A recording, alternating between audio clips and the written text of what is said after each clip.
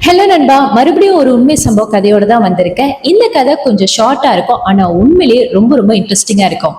கதை சொல்ல நான் தயார். கேட்க நீங்க தயாரா? ஓகே, இந்த கதை எப்படி ஆரம்பிக்குதுன்னா, இந்த கதையில ஒரு மந்திரவாதி இருக்காரு. அந்த மந்திரவாதிக்கு ஒரு ஒய்ஃப் இருக்காங்க. இவர் எந்த மாதிரி ஒரு மந்திரவாதினா, ஒரு ஆளுக்கு பில்லி சூனியம் வைக்கிறது, யாராச்சும் காசு கொடுத்து அந்த குடும்பத்தை அழிக்க சொன்னாங்கன்னா, அதுக்கு அவங்க ஏதாவது ஏவலோ இல்ல சேவனையோ வைக்கிறது, இந்த மாதிரி நிறைய கெட்ட விஷயங்கள் தான் இவர் பண்ணுவாரு. நல்ல விஷயம் ஒண்ணு கூட இவர் பண்ணது கிடையாது. காசு கொடுத்தாங்கன்னா அவங்களுக்கு சேவனை வைக்கிறது, சூனியம் வைக்கிறது, இந்த மாதிரி மந்திரவாதி தான் இவரு. இப்படியே கொஞ்ச காலம் போக போக அந்த மந்திரவாதிக்கு பாத்தீங்கன்னா குழந்தையே இல்லை. அதாவது அவங்க கல்யாணம் பண்ணி 7 வருஷம் ஆயும் அவருக்கு குழந்தையே பிறக்கல. அதுக்கப்புறம் அவர் ரெண்டாவது கல்யாணம் பண்ணாரு. ரெண்டாவது கல்யாணம் பண்ணி 3 வருஷம் கழிச்சுதான் அவருக்கு ஒரு ஆண் பிள்ளை பிறந்துச்சு. அந்த ஒய்ஃப் என்ன ஆனாங்கன்னா, இவருக்கு தான் வேற ஒரு பொண்ணு கூட கல்யாணம் ஆகி குழந்தை பிறந்துருச்சுல்ல. ஸோ அந்த விஷயத்த கேள்விப்பட்டோனே அவங்க இவரை வேண்டான்னு சொல்லிட்டு அவங்க அவங்க வாழ்க்கையை பார்த்துட்டு போயிட்டாங்க. ஸோ இவரு அவர் ரெண்டாவது ஒய்ஃப் கூட தான் ரொம்ப வருஷமா இருந்தாரு. கிட்டத்தட்ட 10 வருஷமா அவருக்கு பிள்ளை இல்லாதனால அவருக்கு கிடைச்ச அந்த முதல் ஆண் வாரிசு மேல அதிகமான பாசத்தை கொட்டி வளர்த்தாரு. ஆனா அவங்க அம்மாவுக்கு கொஞ்சம் பயமா இருந்துச்சு. எங்கடா இவரு செய்யற இந்த தொழிலை நம்ம பிள்ளைக்கு கத்து கொடுத்துருவாரோன்ட்டு. ஏன்னா அவங்க அம்மாவுக்கு நல்லாவே தெரியும் இவர் செய்யற இந்த தொழில் சரி கிடையாதுன்னு. இவங்களும் மறைமுகமா எத்தனையோ வாட்டி சொல்லி பார்த்துட்டாங்க. ஆனா அவரும் கேட்ட பாடு இல்லை. சரி, குழந்தை முகத்தை பார்த்தாச்சா அவர் திருந்திருவாரோன்ற ஒரு சின்ன நப்பாசம் அவங்களுக்குள்ள இருந்துச்சு. ஆனா அதுவும் நிறைவேறாம போயிருச்சு. ஏன்னா இவரு அவங்க குழந்தை மேல எவ்வளவுதான் பாசமா இருந்தாலும், என்னதான் குழந்தைய நல்லா பாத்துக்கிட்டா கூட அந்த தொழிலை அவரு கடைசி வரைக்கும் விடவே இல்லை. இப்படியே பல வருஷம் போனதுக்கு அப்புறம் அந்த பையனும் ஸ்கூல் படிப்பை படிச்சு முடிச்சுட்டான். அதுக்கப்புறம் காலேஜுக்கும் போனான். இப்ப இந்த பையனுக்கு ஒரு பேர் வச்சுக்கலாம், குரு. அங்க ஒரு பொண்ணை பார்த்தான். அந்த பொண்ணை பார்த்த கையோடய அவனுக்கு ரொம்ப பிடிச்சு போயிருச்சு. அந்த பொண்ணு பார்க்கறதுக்கு ரொம்ப அழகா இருப்பா. கிட்டத்தட்ட காலேஜ்ல இருக்கிற எல்லா பையனுங்களுமே அந்த பொண்ணு பின்னாடி தான் சுத்திக்கிட்டே இருப்பாங்க. அந்த பொண்ணு கிட்ட எத்தனையோ பேர் ப்ரப்போஸ் பண்ணியும் அந்த பொண்ணு ஏத்துக்கவே இல்லை. அப்ப இவன் என்ன நினைச்சானா, சரி பரவாயில்ல நம்மளும் போய் ட்ரை பண்ணி பார்க்கலாமேன்னு சொல்லிட்டு அவனும் ப்ரப்போஸ் பண்ணா. ஆனா இவனோட காதலையும் அந்த பொண்ணு ஏத்துக்கல. இவனும் 6 மாசமா அந்த பொண்ணு பின்னாடியே சுத்தினான். எப்படி எப்படியோ ப்ரப்போஸும் பண்ணி பார்த்துட்டான். ஆனா அந்த பொண்ணு இவனை திரும்பி கூட பார்க்கல. ஒரு நாள் என்ன ஆச்சுன்னா, இவன் ஒரு ரெஸ்டாரண்ட்க்கு சாப்பிட போறப்ப அங்க அந்த பொண்ணு வேற ஒரு ஆளு கூட உட்காந்து பேசிட்டு இருக்கிறத இவன் தூரத்துல இருந்து பார்த்தான். கிட்ட போய் பாக்குறப்ப அவன் ஒரு பாக்ஸ்ல இருந்து மோதிரத்தை எடுத்து அந்த பொண்ணு கையில போட்டு விட்டான். அதுக்கப்புறம் ஒரு பூவை கொடுத்தான். அந்த பொண்ணு ஏத்துக்குச்சு. அவனுக்கு நல்லாவே தெரிஞ்சிருச்சு அவன் அந்த பொண்ணு கிட்ட ப்ரப்போஸ் பண்ணிட்டான், அவளும் அந்த காதலை ஏத்துக்கிட்டான்னு. குருவுக்கு இந்த காட்ச பார்த்தையோட மனசே உடைஞ்சிருச்சு. கிட்டத்தட்ட 6 மாசமா நம்ம இவ பின்னாடி சுத்திக்கிட்டு இருக்கோம். ஆனா இவ நமக்கு ஓகே சொல்லாம வேற யாருக்கும் ஓகே சொல்லிட்டாலன்னு அந்த கடுப்புல அவங்க 2 பேத்தையுமே அவன் பார்த்துக்கிட்டே இருந்தான். இவங்க கொஞ்ச நேரம் பேசிட்டு அந்த ரெஸ்டாரண்ட் விட்டு போயிட்டாங்க. அதுக்கப்புறம் மறுநாள் இவனே போயிட்டு அந்த பொண்ணுகிட்ட கேட்டிருக்கான். உனக்கு ஏன் என்ன பிடிக்கல? நீ ஏன் என்னோட லவ்வ அக்செப்ட் பண்ண மாட்டேங்கிறன்னு. அதுக்கு அந்த பொண்ணு சொல்லியிருக்கு, எனக்கு வேற ஆளை பிடிச்சிருக்கு. எனக்கு உன் மேல அப்படி எந்த ஒரு இன்ட்ரெஸ்ட்டும் கிடையாது. தயவு செஞ்சு என்னை டிஸ்டர்ப் பண்ணாதுன்னு சொல்லிட்டு அந்த பொண்ணு போயிருச்சு. அந்த பொண்ணு அந்த மாரி சொன்னதுக்கப்புறம், அவனுக்கு ரொம்ப மனசு கஷ்டமாயிருச்சு. அதே சமயத்துல அவனுக்கு வெறுப்பாவும் ஆயிருச்சு. என்னடா இந்த பிள்ளை இந்த மாரி சொல்லிட்டு போயிருச்சேன்னு சொல்லிட்டு, நேரா போய் அவங்க அப்பா கிட்ட நடந்த விஷயத்த எல்லாத்தையுமே சொன்னான். அவங்க அப்பா என்ன சொன்னாருன்னா, "இதுக்கா இவ்வளோ கவலைப்படுற? நீ பேசாம அந்த பையனோட ஃபோட்டோவோ, இல்ல அவன் கிட்ட இருக்கிற ஏதாவது ஒரு திங்ஸ் இருந்தா எடுத்துட்டு வா. மத்ததெல்லாம் நான் பார்த்துக்கிறேன். நீ அப்பா கிட்ட சொல்லிட்ட தானே? நீ கவலைய விடு." அப்படின்னு சொன்னதுக்கப்புறம், இவனும் என்ன பண்ணியிருக்கான், அவங்க 2 பேரும் வெளிய சாப்பிட போற இடம், எல்லா இடமும் ஃபாலோ பண்ணி போயிருக்கான். அதுக்கப்புறம் இவங்களுக்கே தெரியாம ஃபோட்டோ எடுத்து, அந்த ஃபோட்டோவ அவங்க அப்பாட்ட கொண்டு போய் குடுத்துருக்கான். அந்த ஃபோட்டோ அவர் கைக்கு கிடைச்சதுக்கு அப்புறம், "நீ ஒண்ணும் கவலைப்படாத. இந்த பையன் இதுக்கப்புறம் உன்னோட வாழ்க்கையில குறுக்க வரமாட்டான்னு" சொன்னதுக்கப்புறம், இவனும் சரின்னு சொல்லிட்டு போயிட்டான். அந்த விஷயத்த கேட்ட அவங்க அம்மா, "என்னடா நீயும் உங்க அப்பாவும் என்னமோ குசு குசுன்னு பேசிட்டு இருந்தீங்களே, என்ன கதைன்னு?" சொல்லி கேட்கிறப்ப, இவனும் அவங்க அம்மா கிட்ட உண்மைய சொல்லியிருக்கான். ஆனா அவங்க அம்மா அவன பிடிச்சு ஏசியிருக்காங்க. "ஏன்டா இந்த மாரிலாம் பண்ண?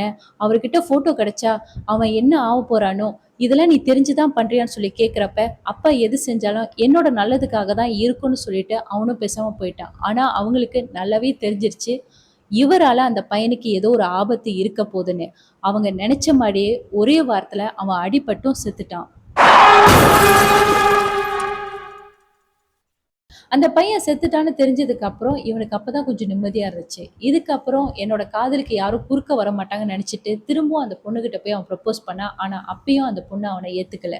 இப்படியே கொஞ்ச நாள் போணுச்சா, அவனோட டார்ச்சர் அதிகமாக கிளம்பினுச்சு. அப்போ அந்த பொண்ணு என்ன சொன்னுச்சுன்னா, இங்க பாரு நான் நல்லா படிச்ச பையனாவும், நல்ல ஒரு உத்தியோகத்துல இருக்கிற பையனா பார்த்து தான் நான் கல்யாணம் பண்ணுவேன். எனக்கு உன்ன பிடிக்கல. நீ இந்த மாரி படிப்ப விட்டுட்டு என் பின்னாடியே சுத்திக்கிட்டு இருக்க. எனக்கு எப்படி உன் மேல காதல் வரும்? அப்படின்னு சொல்லிட்டு அந்த பிள்ளை போயிருச்சு. அப்ப இவன் என்ன நினைச்சுக்கிட்டான்னா, அப்ப நல்லா படிச்சு நல்ல உத்தியோகத்துல இருந்தா, நிச்சயமா இவன் நமக்கு கிடைப்பான்னு நினைச்சுட்டு, அவனும் கஷ்டப்பட்டு படிக்க ஆரம்பிச்சான். கிட்டத்தட்ட 3 வருஷம் படிச்சு முடிச்சு அவன் டிகிரியும் எடுத்துட்டான். அவனுக்கு ஒரு நல்ல வேலை கிடைக்கிற கட்டத்துல, ஒரு வாட்டி அவள போய் பார்க்கலாமே அப்படின்னு சொல்லிட்டு இவன் அவள தேடி போனான். ஆனா அங்க போய் பார்க்கிறப்ப தான் தெரிஞ்சுது, அவளுக்கு வேற ஒருத்தன் கூட நிச்சயமாயிருச்சுன்னு. இத கேள்விப்பட்ட கையோட அவனுக்கு ரொம்ப கோவம் வந்துருச்சு. உடனே அவள கூப்பிட்டு விசாரிக்கிறப்ப அவ என்ன சொன்னான்னா, "இங்க பாரு எங்க வீட்ல அந்த பையன ரொம்ப புடிச்சிருக்கு. எனக்கும் அந்த பையன ரொம்ப புடிச்சிருக்கு. அதனால நான் அவர தான் கல்யாணம் பண்ணிக்க போறேன்னு" சொல்லி சொல்றப்ப, "அப்ப நீ என்கிட்ட சொன்ன, நல்லா படிச்சிருந்தா, நல்ல உத்தியோகத்துல இருந்தா, நான் கண்டிப்பா கல்யாணம் பண்ணிக்குவேன்னு." "ஆமா, அவரும் நல்லா படிச்சிருக்காரு, நல்ல உத்தியோகத்துல இருக்காரு. அதனால தான் நான் அவர கல்யாணம் பண்ணிக்க போறேன். எனக்கு அப்பயும் சரி, இப்பயும் சரி, எப்பவுமே உன் மேல ஒரு பெரிய இன்ட்ரெஸ்ட் வந்தது கிடையாது. தயவு செஞ்சு என் வாழ்க்கையில குறுக்கிடாதன்னு" சொல்லிட்டு அந்த பொண்ணு போயிருச்சு. ஆனா இவனுக்கு அவ மேல வச்சிருக்கிற காதல் வந்து கொஞ்சம் கொஞ்சமா குறைஞ்சு, வெஞ்சன் அதிகமா வர ஆரம்பிச்சிருச்சு. எனக்கு கிடைக்காதவ வேற யாருக்கும் கிடைக்க கூடாதுன்ற அந்த வெஞ்சன் அவன் மனசுக்குள்ள ஆழமா பதிஞ்சுது. அவன் என்ன பண்ணானா, நேரா அவங்க அப்பா கிட்ட நடந்த எல்லா விஷயத்தையுமே சொன்னான். அதுக்கு அவங்க அப்பா, அந்த பொண்ணோட போட்டோ ஏற்கனவே நீ என்கிட்ட குடுத்துருக்க. அந்த பையனோட எடுத்த போட்டோ என்கிட்ட தான் இருக்கு. ஆனா அந்த பொண்ணு யூஸ் பண்ற திங்ஸ் ஏதாவது உன்கிட்ட இருக்கான்னு சொல்லி கேட்கிறப்ப, அவன் பாக்கெட்ல இருந்து அந்த பொண்ணோட முடிய எடுத்து அவங்க அப்பா கிட்ட குடுத்தான். இந்த முடி ஏதுடான்னு சொல்லி அவங்க அப்பா கேட்கிறப்ப, அவ ஒரு வாட்டி காலேஜ்ல தலை சீவிக்கிட்டு இருந்தா. அந்த சீப்புல முடி இருந்துச்சு. அந்த முடி அவளுக்கு தெரியாமலே நான் எடுத்து வச்சிருந்தேன். மோதிரமா செஞ்சு போடலான்னு. இப்பதான் அவளே இல்லையே. இத வச்சு ஏதாவது செய்ய முடியுமா பாருங்க அப்பான்னு சொல்லி குடுக்குறப்ப, அவங்க அம்மாக்கு அதிர்ச்சி ஆயிருச்சு. என்னடா நம்ம பையன் இந்த மாரி ஆயிட்டானேன்னு சொல்லிட்டு, அவங்க அம்மா அந்த பையன்கிட்ட சண்டை போட ஆரம்பிச்சுட்டாங்க. ஆனா அந்த பையன் அவங்க அம்மா சொல்றத காதுலயே வாங்கல. எனக்கு கிடைக்காதவ வேற யாருக்கும் கிடைக்க கூடாதுன்னு அந்த வெறியில அவன் சொல்லிட்டு போயிட்டான். அவங்க அப்பாவோ, என் பையன் சொல்லிட்டாலே, என் பையனோட ஆசைய மீறி என்னால எதுவும் செய்ய முடியாது. என் பையன் சொன்னத தான் நான் செய்வேன்னு அவங்க அப்பாவும் சொல்லிட்டாரு.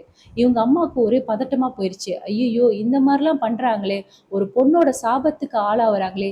என்ன ஆவ போதோன்ற கவலை அவங்களுக்குள்ளால இருந்துச்சு. அதுக்கப்புறம் என்ன ஆச்சுன்னா, இவனோட அப்பா செய்வன செஞ்சுட்டாரு. செய்வன செஞ்சு அந்த பொண்ணுக்கு வந்து கொஞ்சம் கொஞ்சமா பட ஆரம்பிச்சது. மெதுவா அந்த பொண்ணோட உடம்பு இளைக்க ஆரம்பிச்சது. இளைச்சு இளைச்சு கிட்டத்தட்ட ட்ரக் எடிட்டட் மாரி அந்த பொண்ணு ஆயிருச்சு. முடியெல்லாம் கொட்டி ரொம்ப உள்ள போய் அதுக்கப்புறம் அந்த பொண்ணு இறந்தே போயிருச்சு. இறந்ததுக்கு அப்புறம் தான் இவனுக்கு ஒரு மாரி ஃபீல் ஆயிருச்சு. என்னடா அந்த பொண்ணு இறந்துருச்சேன்னு சொல்லிட்டு இவன் அந்த பொண்ண பார்க்க போயிருக்கான். ஆனா பொனப்பட்டி கிட்ட போல தூரமா தான் இருந்து பார்த்திருக்கான். தூரமா இருந்து பார்க்கிறப்ப அவனுக்கு திரும்பவும் அந்த பழைய ஞாபகம்லாம் வருது. அந்த பொண்ண பார்த்தது, காதலிச்சது. கடைசியில அந்த பொண்ண இந்த மாரி ஒரு கோலத்துல பார்க்கிறப்ப, அவனுக்கு வந்து ஒரு மாரி கில்ட்டி ஃபீல் ஆயிடுச்சு. நம்ம ஏதோ தப்பு பண்ணிட்டோமோ! அப்பிடின்ற அந்த கில்ட்டி ஃபீல்ல அவன் போயிருக்கான். ஆனா வீட்டுக்கு போயும் அவன் சொந்தமா பேச ஆரம்பிச்சிருக்கான். இத கவனிச்ச அவங்க அம்மாவுக்கு ஒண்ணுமே புரியல. நாளாவ அந்த கில்ட்டி ஃபீலே அவன கொஞ்சம் கொஞ்சமா கொல்ல ஆரம்பிச்சிருச்சு. அப்புறம் கொஞ்ச நாள்லயே அவங்க அப்பா இறந்துட்டாரு. அவங்க அப்பா இறந்த கையோட அவங்க அம்மா அந்த பையன கூட்டிட்டு ஹாஸ்பிட்டலா கூட்டிட்டு போனாங்க. ஆனா எங்கேயுமே அவங்க பையனுக்கு குணமாவல. எந்த இடத்த பார்த்தாலும் அந்த பொண்ண பேர சொல்லி அவன் கூப்பிடுறதும், அழுவுறதும் இப்படியே தான் இருந்தான். அவன் இருக்க இருக்க ரொம்ப மோசமாவே போயிட்டான். சொந்தமா பேசுறது மட்டும் இல்ல, அவனே காயப்படுத்திக்கிறது. என்னமோ அந்த பொண்ணு முன்னுக்கு வந்து நிக்கிற மாதிரியும், அதுக்கப்புறம் அந்த பொண்ணு பாரும்மா என்கிட்ட வருது, ஐயோ! அது என்ன கொல்ல வருதுன்னு சொல்லிட்டு பயந்து ஓடுற மாரியும், இந்த மாதிரி அவனோட மனநலம் ரொம்ப பாதிக்கப்பட்டுருச்சு. அவங்க அம்மாவும் எத்தனையோ ஹாஸ்பிட்டல் கூட்டிட்டு போயிட்டு வந்துட்டாங்க. ஆனா எங்கேயுமே குணமாவல. ஏன்னா அவங்க அம்மாவுக்கு நல்லாவே தெரியும். ஒரு பொண்ணுக்கு செஞ்ச பாவத்தினால தான் இன்னைக்கு என் பையன் இந்த மாரி கஷ்டப்படுறான்னு. பாத்தீங்களா? ஒரு பொண்ண அழிக்க போயி கடைசில மொத்த குடும்பமே நாசமா போயிருச்சு. ஒரு பெண்ணோட சாபம் 7 தலைமுறையா அடிக்கும். அதுவும் நம்ம செய்வினையில காலடி எடுத்து வச்சுட்டோம்னா, அது திரும்ப என்னைக்காச்சும் ஒரு நாள் நமக்கே திரும்புன்றத மட்டும் மறந்துடாதீங்க. The moral of story is, யாருக்குமே என் அளவுலயும் கெடுதலும் நினைக்கக்கூடாது, கெடுதலும் பண்ணக்கூடாது. அது நமக்கே குழி வெட்டுறதுக்கு சமம். உங்களுக்கு இந்த வீடியோ பிடிச்சிருந்தா மறக்காம லைக் பண்ணுங்க, ஷேர் பண்ணுங்க. யாரெல்லாம் இன்னும் சப்ஸ்கிரைப் பண்ணலையோ சப்ஸ்கிரைப் பண்ணிட்டு பக்கத்துல இருக்க பெல் பட்டனை பிரஸ் பண்ண மறந்துடாதீங்க. நாளைக்கு ஒரு புது உண்மை சம்பவ கதையோட உங்களை வந்து நான் சந்திக்கிறேன். நன்றி.